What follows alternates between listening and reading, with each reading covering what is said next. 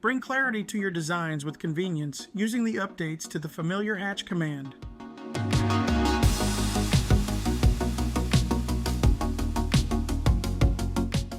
With Hatch, you can add texture to your drawings through patterns, solid fills, and gradient fills. As of AutoCAD 2025, you now have the option to define boundaries of your hatch after initiating the command, no longer having to rely on existing boundaries within the drawing canvas, ensuring hatches fill only the exact space you need. In addition to filling boundaries of newly defined shapes, you can now use open polylines to create hatch textures along paths using a specified width, further extending and streamlining the ability to use hatch to create highlights and improve readability in your drawings.